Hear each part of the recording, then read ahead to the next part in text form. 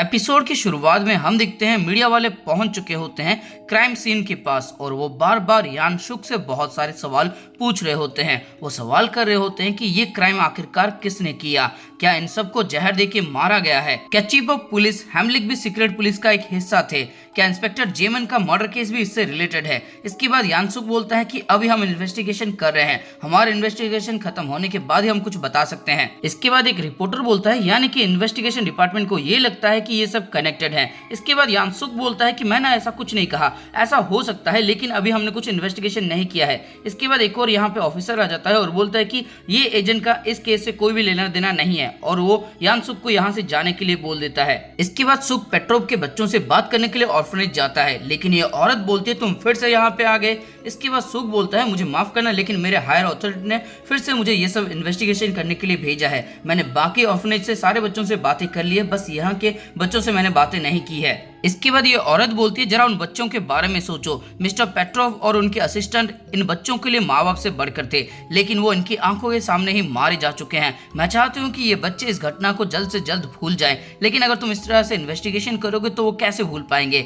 मैं मानती हूँ कि अपनी जिंदगी भर भी शायद वो कभी भी इस बातों को ना भूल पाए क्योंकि वो जिनसे प्यार करते थे उन्हें किसी ने मार दिया, ये बात भूलने वाली बात तो नहीं है। एक बच्चे से तुम सिर्फ 15 मिनट के लिए बातें कर सकते हो और उनसे कोई गलत सवाल मत करना। इसके बाद सुक एक बच्चे से सवाल करता है कि वो किस तरह के लोग थे। इसके बाद ये बच्चा बोलता है मिस पेट्रोव और मिस आना बहुत अच्छे इंसान थे। इसके बाद सुक बोलता है क्या ग्रिमर पहले भी वहां पे आ चुका था और ये बच्चा बोलता है कि नहीं, मैंने उसे पहली बार देखा था। इसके बाद सुक सवाल करता है क्या पेट्रोव और ग्रिमर दोनों जाने पहचाने तुम्हें लग रहे थे और ये बच्चा बोलता है कि नहीं, ऐसा लगता तो नहीं है कि वो दोनों क्लोज थे। इसके बाद सुक बोलता है वो क्या बातें कर रहे थे और इसके बाद ये बच्चा बोलता है हमें जर्मनी नहीं आती है और सुक बोलता है थोड़ा बहुत तो आता होगा और ये बोलता है कि हाँ, वो कुछ बातें कर रहे थे कि ये जगह ये लाइसेंस्ड जगह नहीं है, वो पुलिस को रिपोर्ट कर देंगे, ऐसा कुछ। इसके बाद ये औरत बोलती है क्या ये बातें ग्रिमर ने कही थी और तब ये बच्चा बोलता है हाँ, ये बातें ग्रिमर ने ही कही थी, वो एजुकेशन और एक्सपेरिमेंट के ऊपर भी कुछ कह रहे थे। इसके बाद सुक बोलता है क्या कुछ और याद है और ये बच्चा बोलता है हाँ, 511 किंडरहाइम। इतना सुनने के बाद सुक बोलता है ये 511 किंडरहाइम कहाँ पे है। ये औरत बोलती है मुझे नहीं पता, चेक रिपब्लिक के अंदर तो ये जगह नहीं है। इसके बाद सुक इजी नाम के एक बच्चे से सवाल करते हैं कि मिस्टर ग्रिमर किस तरह के इंसान है। इजी बोलता है वो बहुत ही ज्यादा अच्छे इंसान है, वो बहुत ही ज्यादा फनी है, फुटबॉल खेलना उनको ठीक से नहीं आता, जब भी वो हेडर मारने की कोशिश करते हैं तब वो नीचे गिर जाते हैं। सच बताऊं तो होंजा से ज्यादा बेकार प्लेयर मैंने देखा नहीं था लेकिन मिस्टर ग्रिमर वो उससे भी ज्यादा बेकार प्लेयर है। इसके बाद सुक एंटोनियो से जाके सवाल करता है एंटोनियो तुम तो इन सब के लीडर हो ना और तब एंटोनियो बोलता है नहीं, मैं कोई लीडर नहीं हूँ, बस मैं उनसे उम्र में थोड़ा सा बड़ा हूँ। इसके बाद सुक बोलते हैं मैं तुमसे कुछ सवाल करना चाहता हूँ। इसके बाद एंटोनियो बोलते हैं तुम ग्रिमर के बारे में पूछना चाहते हो ना, मुझे इजी और होंडा ने बताया था। इसके बाद सुक बोलता है तो तुम्हें क्या लगता है वो किस तरह का इंसान है। इसके बाद एंटोनियो बोलता है वो एक अच्छे इंसान है, कहीं तुम उसके ऊपर तो शक नहीं कर रहे हो और तब सुक बोलता है कि नहीं, ऐसी बात नहीं है। इसके बाद एंटोनियो बोलता है कि वो क्रिमिनल नहीं है, उसने ये कत्ल नहीं किया, वो हमारे साथ फुटबॉल खेल रहा था। जब हम वापस लौटे तब पहले से ही वहाँ पे पेट्रोव और आना की मौत हो चुकी थी, मिस्टर ग्रिमर हमारे साथ थे, ये बातें मैं पुलिस को भी बता चुका हूँ। शायद हमने उस क्रिमिनल को देखा है, वो एक खूबसूरत लड़की है जिसके ब्लॉन्ड हेयर्स है, कहीं तुम मिस्टर ग्रिमर को अरेस्ट तो नहीं करने वाले हो। इसके बाद सुक बोलता है कि अभी तक हमने कुछ डिसाइड नहीं किया है। इसके बाद एंटोनियो बोलता है हमने वादा किया था कि हम मिलने वाले हैं, हमने जगह भी चुन ली है। इसके बाद सुक बोलता है क्या तुम मुझे बता सकते हो और एंटोनियो हाँ बोलता है। इसके बाद सुक बोलता है क्या तुम श्योर हो, हम उसे अरेस्ट भी कर सकते हैं। इसके बाद एंटोनियो बोलता है मैंने कहा ना, वो एक क्रिमिनल नहीं है, उसने कत्ल नहीं किया। इसके बाद एंटोनियो और उसके साथ ही मिलने जाती है ग्रिमर से। ग्रिमर बोलता है बहुत दिनों बाद मिले हो, तुम सब कैसे हो, तुम सब ठीक हो ना। इसके बाद एंटोनियो बोलता है कि हाँ, हम सब ठीक है। इसके बाद ग्रिमर बोलते हैं कहीं तुम रो तो नहीं रहे थे और तब एंटोनियो बोलता है कि ये 2 बार सुसु कर चुका है अपने बिस्तर में। इसके बाद ग्रिमर बोलते हैं जब मैं छोटा था तब मैं भी बहुत बार अपने बिस्तर में ही सुसु कर दिया करता था। इसके बाद सारे बच्चे हंसने लगते हैं। इसके बाद ग्रिमर बोलते हैं जो मैंने तुम्हें दिया था वो तुम लेके आए हो ना एंटोनियो, और पिछले एपिसोड में इसने एंटोनियो के हाथ में कुछ दिया होता है, उस चीज को एंटोनियो लाया होता है और वो दे देता है। इसके बाद ग्रिमर बोलता है तुम्हारा शुक्रिया इस चीज को मेरे लिए रखने के लिए, ये एक बहुत इंपॉर्टेंट चीज है जो तुम्हारे ग्रैंडपा ने मुझे दी थी, अब मुझे यहाँ से जाना होगा, तुम सब अपना ध्यान रखना। इसके बाद एंटोनियो बोलता है मिस्टर ग्रिमर हमारे साथ एक फुटबॉल गेम खेलो। इसके बाद ग्रिमर बोलता है मुझे माफ करना, मेरे पास इतना वक्त नहीं है और तब एंटोनियो बोलता है कि वो सब मेरे नए दोस्त हैं, मैं तुम्हें उनसे मिलाना चाहता हूँ। इसके बाद ग्रिमर बोलता है ठीक है, एक छोटा सा गेम हो ही जाए। इसके बाद ये सब फुटबॉल खेलने लगते हैं, जहाँ पे ग्रिमर चिल्ला रहा होता है कि मुझे पास दो, मुझे पास दो, लेकिन बच्चे आपस में ही खेल रहे होते हैं, इसे पास नहीं मिल रहा होता। ग्रिमर बोलता है ठीक है, अब मैं छीन लूंगा, और वो आगे बढ़ता है और बॉल को छीनने की कोशिश करता है, लेकिन तभी एंटोनियो जंप लगाता है और बॉल को छीन के ले जाता है, और इसकी वजह से यहाँ पे ग्रिमर नीचे गिर जाता है। इसके बाद ग्रिमर फिर से खड़ा हो जाता है और थोड़ा दूर जाके बैठ जाता है। इन बच्चों को खेलता हुआ देख के वो बहुत ज्यादा खुश हो रहा होता है। तभी यहाँ पे सुक पहुंच जाता है और बोलता है तुम मिस्टर ग्रिमर हो ना? और तब ग्रिमर बोलता है क्या तुम मुझे अरेस्ट करने के लिए आए हो? इसके बाद सुक बंदूक निकालने वाला होता है। ग्रिमर बोलता है कि जरा ध्यान से, यहाँ पे छोटे बच्चे हैं, बंदूक मत निकालो। इसके बाद सुक बोलता है ठीक है, तुम अपनी बंदूक मुझे दे दो। इसके बाद ग्रिमर बोलता है मेरे पास बंदूक नहीं है। सुक बोलता है क्या तुमने अपनी बंदूक फेंक दी? और तब ग्रिमर बोलता है कि मेरे पास कभी भी एक बंदूक नहीं थी। इसके बाद सुक बोलता है क्या तुमने इंस्पेक्टर जिमन को मारा है? और तब ग्रिमर बोलता है मुझे नहीं पता है, मुझे बहुत ज्यादा टॉर्चर किया गया था, मैं अधमरी हालत में था। हम इसके नाखूनों को देखते हैं जो आधे उखाड़ दिए गए होते हैं। इसके बाद सुक बोलता है तुम्हारे नाखून। इसके बाद ग्रिमर बोलता है मैंने उस बंदे को गोली नहीं मारी, लेकिन जो बाकी दो थे उनके साथ क्या हुआ मैं ठीक से बता नहीं सकता, मैं बेहोश हो गया था, मुझे कुछ भी याद नहीं है।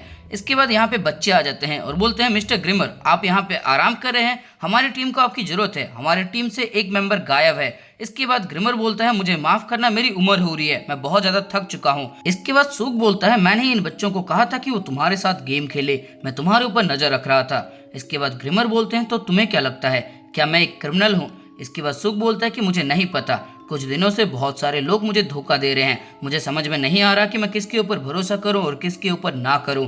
इसके बाद ग्रिमर बोलते हैं तुम्हें अपने ऊपर भरोसा रखना चाहिए, अपनी काबिलियत के ऊपर भरोसा रखना चाहिए, क्या तुम मुझे अरेस्ट नहीं करोगे? और तब सुक बोलता है कि नहीं, लेकिन मुझे वादा करो कि तुम ये शहर छोड़ के नहीं जाओगे, फिलहाल के लिए तुम कहाँ पे रहते हो? इसके बाद ग्रिमर बोलते हैं मैं पाब्लो होटल में 302 नंबर के रूम में रहता हूँ, जब भी तुम्हें लगे कि मैं क्रिमिनल हूँ वहाँ पे आ जाना और मुझे अरेस्ट कर लेना। इसके बाद ग्रिमर सुक को कुछ देता है और बोलता है इसे संभाल के रखना, इसी की वजह से ये सब कुछ हो रहा है। ये एक सेफ डिपॉजिट बॉक्स की चाबी है। हम देखते हैं सुक के हाथों में एक चाबी होती है और ये चाबी पेट्रोव के सेफ डिपॉजिट बॉक्स की चाबी होती है और उसके अंदर पेट्रोव के एक्सपेरिमेंट का डेटा है। इसके बाद टेनमा 3 फ्रॉग के बारे में पता लगा रहा होता है। एक बंदा बोलता है इस जगह पे 200 साल पुराना एक बार हुआ करता था जो कब का बंद हो चुका है, लेकिन ये साइन अभी भी यहीं पे है, ये एक लैंडमार्क की तरह काम करता है। यहाँ पे एक बार आग भी लग गई थी और यहाँ के जो सेकंड फ्लोर है वहाँ पे एक खूबसूरत लड़की रहा करती थी जिसके साथ एक छोटा बच्चा भी था। वो औरत बहुत कम अपने घर से बाहर निकलती थी, वो एक फेक नाम का इस्तेमाल कर रही थी। एक दिन कुछ पुलिस वाले आए और उसने उस लड़की को और उसके बच्चे को अलग कर दिया। उन्होंने उसे अरेस्ट कर लिया और कहा कि ये एंटी गवर्नमेंट एक्टिविटीज में शामिल है। उस समय पे हमने भी बहुत कुछ सहा है, तब गवर्नमेंट की मनमर्जी चलती थी। इसके बाद टेनमा बोलते हैं क्या उसके जुड़वे बच्चे थे? और ये बंदा बोलते हैं कि नहीं, उसका एक ही बच्चा था, कितना खूबसूरत वो बच्चा था। इसके बाद टेनमा बोलते हैं वो लड़का था या फिर लड़की थी। इसके बाद ये बंदा सोचने लगता है और बोलता है मुझे ठीक से याद नहीं है, जब बच्चे बहुत छोटे होते हैं तब पता लगाना मुश्किल होता है, वो लड़का था या फिर लड़की था मुझे नहीं पता। लेकिन एक दिन यहाँ पे आग लग गई थी, हमें लगा था कि यहाँ पे कोई नहीं है, लेकिन उसका बच्चा यहीं पे था। मुझे लगता है कि शायद उन पुलिस वालों ने उस बच्चे को छोड़ दिया होगा और जब उस बच्ची को भूख लगा होगा तब उसने खाना पकाने की कोशिश की होगी जिसकी वजह से यहाँ पे आग लग गई थी। इसके बाद टेनमा बोलते हैं उस बच्चे के साथ क्या हुआ? और ये बंदा बोलता है कि उसकी जान बचा ली गई, लेकिन उसको कहाँ पे लेके गए इसके बारे में किसी को कुछ नहीं पता। इसके बाद टेनमा बोलते हैं कि शायद वो जुड़वे थे, उनमें से एक को पुलिस ने पकड़ लिया और दूसरा इसी अपार्टमेंट में रह गया था। इसके बाद ये बंदा बोलता है कि हाँ ऐसा हो सकता है, लेकिन तुम इतना श्योर कैसे हो सकते कि वो जुड़वे थे?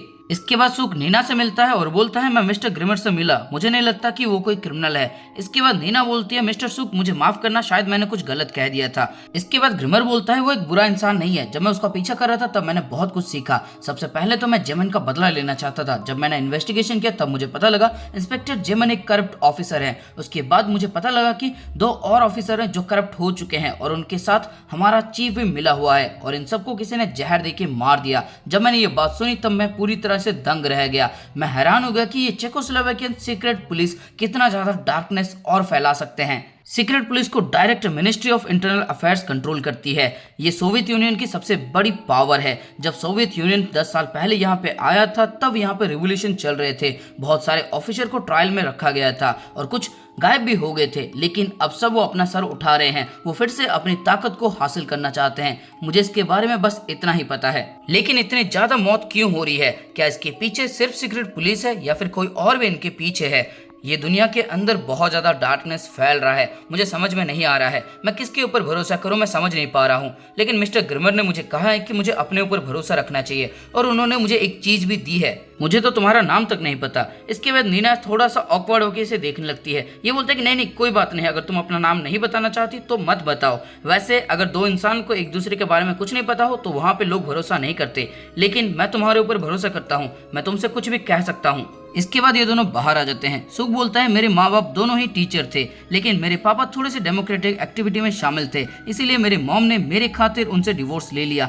जब मैंने अपनी मॉम को कहा कि मैं डिटेक्टिव बनना चाहता हूँ तब उन्होंने मुझे मना किया। इसके बाद नीना पूछती है तुम डिटेक्टिव क्यों बनना चाहते हो। इसके बाद सुख बोलता है मेरे दोस्त ने तुम्हें बार में बताया तो था। और तब नीना बोलती क्या सच में तुम्हें पुलिस ड्रामा में इंटरेस्ट है इसीलिए तुम बनना चाहते हो। इसके बाद ये बोलता है कि हाँ, बचपन से ही मुझे पुलिस ड्रामा में बहुत ज्यादा इंटरेस्ट है, मैं उसका बहुत बड़ा फैन हूँ, डिशकिया हूँ। इसके बाद नीना हंसने लगती है। इसके बाद सुख बोलता है कि क्या बात है, ये इतना भी ज्यादा फनी नहीं था। इसके बाद नीना बोलती है सच में ये बहुत ज्यादा फनी था। इसके बाद अचानक से सुख बहुत ही ज्यादा शर्मा जाता है, क्योंकि वो देखता है साइड में दो कपल होते हैं, मेरा मतलब एक कपल होते हैं जो चुम्मा चाटी लिपटा चिपटी कर रहे होते हैं, जिसको देख के सुख बहुत शर्मा जाता है। इसके बाद सुख आगे बढ़ने लगता है और नीना भी उसका पीछा करती है। और नीना बोलती है तुमने कहा था कि ग्रिमर ने तुम्हें कुछ दिया है, उसने तुम्हें क्या दिया है। और सुख बोलता है कि उसने मुझे एक चाबी दी है, ये एक सेफ्टी डिपॉजिट बॉक्स का चाबी है, लगता है ये चाबी बहुत ही ज्यादा इंपॉर्टेंट है। पेट्रोव एक अनलाइसेंस्ड ऑर्फनेज चलाया करते थे, मुझे लगता है कि सेफ्टी डिपॉजिट बॉक्स के अंदर ह्यूमन एक्सपेरिमेंट के रिकॉर्ड होंगे मिस्टर पेट्रोव के, और शायद इसी वजह से ये सारा कांड हो रहा है। इसके बाद नीना बोलती है कि तुम इसके बारे में किसी को नहीं बता सकते, ना पुलिस को ना किसी और को। इसके बाद सुख बोलता है कि लेकिन मैं अकेला ये सब संभाल नहीं सकता। इसके बाद नीना बोलती है कि तुम्हारी मॉम सही थी, तुम्हें पता है तुम्हारे मॉम ने तुम्हें क्यों मना किया एक पुलिस बनने से, क्योंकि उन्हें डर लगता है कहीं तुम्हारे साथ कुछ गलत ना हो जाए, तुम्हें इसके बारे में किसी को नहीं बताना चाहिए, मैं नहीं चाहती हूँ तुम्हारे साथ कुछ गलत हो जाए, मैं भी तुम्हारी परवाह करती हूँ। इसके बाद सुख इमोशनल हो जाता है और वो गले लगाने वाला होता है नीना को, लेकिन तभी नीना इसे रोक लेती है और उसके बाद सुख बोलता है मुझे माफ करना। इसके बाद नीना बोलती है मैं तुम्हें अपना नाम बता सकती हूँ, मेरा नाम आना लीवट है। इतना सुनने के बाद मैं खुद भी हैरान हूँ, क्योंकि नीना हमेशा नीना नाम ही इस्तेमाल करती है, आना का नाम वो इस्तेमाल नहीं करती। इसके बाद सुख बोलता है तुम्हारा नाम तो बहुत बढ़िया है और तुम्हारे सरनेम से पता लगता है तुम जर्मनी से हो। इसके बाद नीना बोलती है फिर मिलते हैं, और वो आगे बढ़ जाती है। इसके बाद नीना इसको टाटा बाय बाय करती है और ये भी उसको टाटा बाय बाय करता है, और मुझे लगता है इसके अंदर कुछ ना कुछ झोल झाल है। आगे हम नीना को देखते हैं जो मायूस होती है और आगे एक सड़क में गुजर रही होती है। तभी एक अंकल से ये मिलती है और ये अंकल इसको ग्रीट करते हैं, जहां से पता लगता है कि नीना और ये अंकल एक दूसरे को जानते हैं। आगे ये जाती है जहां पे एक आंटी होती है जो इसको ग्रीट करती है, यानी कि इस इलाके में नीना जानती है सबको, या फिर नीना को सब लोग जानते हैं। इसके बाद नीना अपने घर के अंदर जाती है। नीना के रूम के अंदर बहुत सारे फोटोग्राफ्स लगे हुए होते हैं। नीना अपना कोट उतार देती है और हम देखते हैं उसके पास बहुत सारे मेकअप किट भी होते हैं। इसके बाद नीना अपना फेस धोने के लिए जाती है वॉश की तरफ, और वहां पे वो अपना विग निकालती है सबसे पहले, उसके बाद वो अपना चेहरा धोती है और हम देखते हैं ये नीना नहीं, नीना का भाई योहान लीवट है। यानी कि अब तक हम जिसको नीना समझ रहे थे और हमें लग रहा था कि नीना सारे क्राइम कर रही है, लेकिन एक्चुअली में वो योहान था। और बेटे सुख, तू तो सीधा पिंजरे में ही घुस गया शेर के, अब तेरा क्या होगा। बोला था लड़की के चक्कर में नहीं पड़ना है, लौंडियाबाजी नहीं करना है, लेकिन सुनता कौन है मेरी। तो दोस्तों इसी के साथ ये एपिसोड हो जाता है खत्म। दोस्तों इस एपिसोड के अंदर आपको कुछ भी अच्छा लगा या फिर मजा आया तो इस वीडियो को लाइक कर देना। कमेंट करके बताओ जो आखिरी में ट्विस्ट तुमने देखा वो तुम्हें कितना ज्यादा शॉक किया।